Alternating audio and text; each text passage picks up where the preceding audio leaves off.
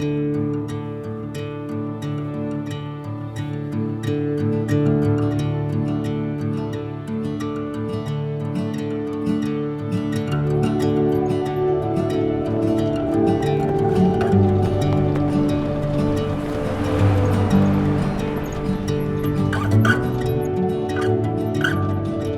up on the farm in Jindabyne, you know, I think was really the ultimate place ever to grow up, in my opinion. We always had the farm to ride bikes on. My sister and I both, she had the 50 eventually and I had the Pee-wee 80.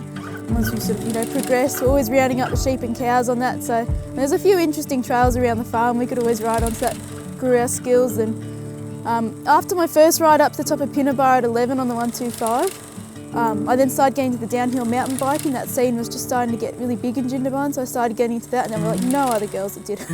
It was me and one other girl in the whole town that did the downhill, and so I was always a bit of competitive against the boys a little bit, I guess. I think that pushed me quite a lot. You always felt you got something to prove. So yeah, started racing a lot of mountain biking, a lot of the downhill, and always winning, of course. And in the summers we'd spent all water skiing out in the lake. That was always such a ball, and in the winters we just spent it skiing and snowboarding.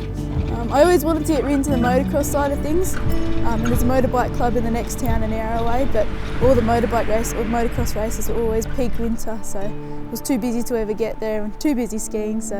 But I got into trail riding instead, and I love it so much. Yes, we've always been pretty big on the Yamaha. Dad's sort of, it's not worth riding unless it's blue.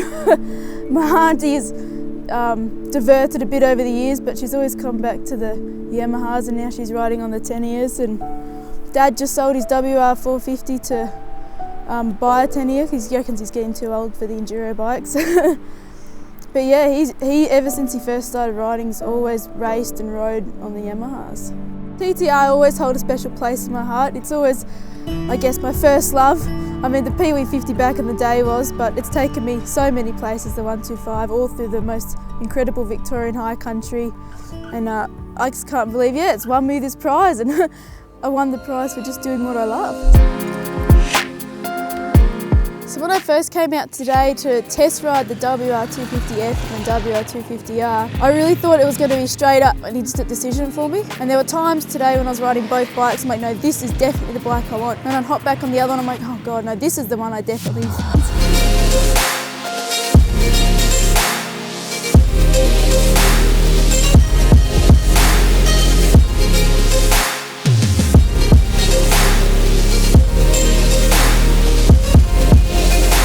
The R is just such a comfortable, cruisy bike, It's still got torque, it's still got power, it still goes up the hills without any problem if you give it a bit more, It just goes, it's such a comfortable, easy bike. But then you jump back on the F and it just is a machine, It's just an absolute beast. You can go anywhere on it, it's just supercharged, and it's just so much fun to ride. So it's going to be a really tough decision for me, that's for sure.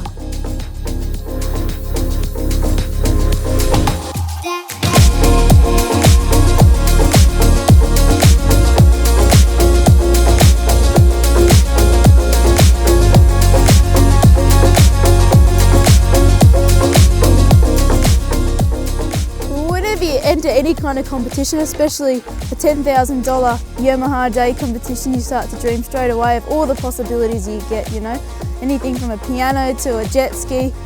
It's just, the possibilities were endless. It always came back to the motorbike, of course, but I tried not to get too hopeful because the chances of actually winning anything like that were pretty slim, I thought.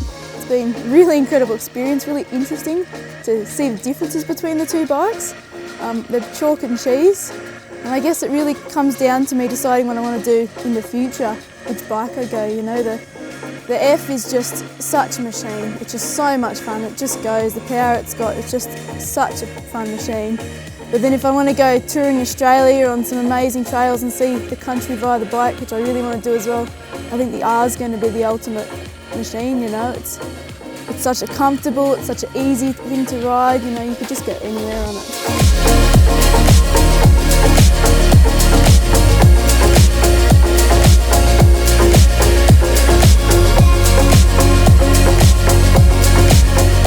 It was a really tough decision in the end, and after a night of tossing and turning and backing and forthing between the two bikes, I came to the decision of the WR250F because at the end of the day it was the funnest bike for me, and I think it'll be the right bike for me. I think if you want to tour Australia and see it that way, the R is the ultimate adventure bike, and as much as I would love it, the F was just that little bit more fun, and I think a little bit more suited for the kind of riding I want to do.